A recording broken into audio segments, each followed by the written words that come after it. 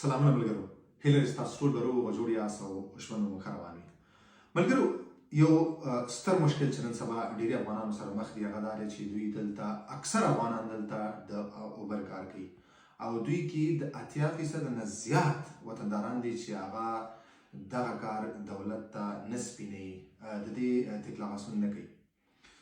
کله چې تاسو کار دلته کوئ په فرانسه کې باید تاسو دولت خبر کوي، تاسو باید هغه ډیکلیر کوي.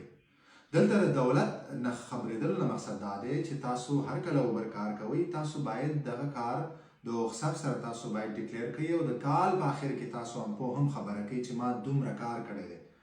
ډېری افغانان لکه څرنګه چې مخکې ما ویلې 80% افغانان څوک چې اوبر کار کوي دوی په دې فکر کې دي دوی اکاونټ ته هره میاشت 2000 2500 3000 یورو راځي او دوی دا فکر کوي دغه کال یا 2 کال نه دوی د اوبر کار کوي چې په ما دولت نه خبرېږي. ولې دوی دغه فکر غلط دی. تاسو باندې حتما یو ورځ نه یو ورځ دولت پوهېږي. نو هر کله چې تاسو د اوبر کار کوئ تاسو کولی شئ چې د میاشت په آخر کې یا 3 میاشتې بعد تاسو باید حتما خپل کار تاسو حساب سره ډیکلارې کړئ او د کال په آخر کې تاسو باید امپو سره ډیکلاراسیون وکړئ. دا ډېر زیات ضروري دی. لکه څرنګه چې مخکې ما ویلې چې ډېری افغانان نه دوی دغه کار نه سپینوي او دوی تور کار کوي. د دې انجام نتیجه دا چې ده نن سبا ډېر داسې وطنداران دي چې دوی ته 10,000 15,000 40,000 حتی ما لیدلی دی 28,000 ما لیدلی چې دوی پسې جریمه راغلي. دا هغه پیسې دي کوم چې دوی دولت ته نه یې ډیکلیر کړي، نه یې سپینې کړي.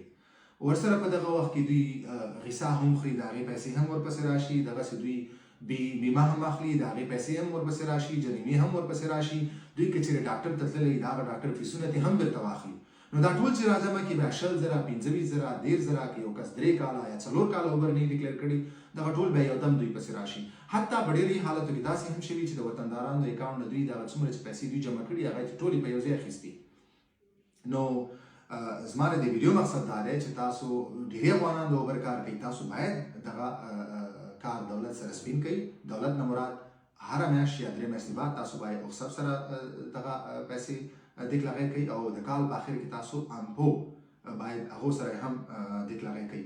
او بله او مهمه خبره هغه دا ده چې امپو نن سبا دلته ورځ تر بلې دغه سیسټم چې کوم دی مزاجوغ کېږي یعنی اپډیټ کېږي، بهتر کېږي. اوس نن سبا امپو ستاسو د هر یو روپۍ چې ستاسو اکاونټ ته راځي تاسو یې ګټئ د هغې نه خبرېږي. نو دې دپاره زما تاسو ټول نه غوښتنه دا ده چې دغسې یو غټ مشکل سره مخ نه شئ. کوشش وکړئ چې تاسو خپل اوبر کار دلته ډیکلارې کوئ. مننه.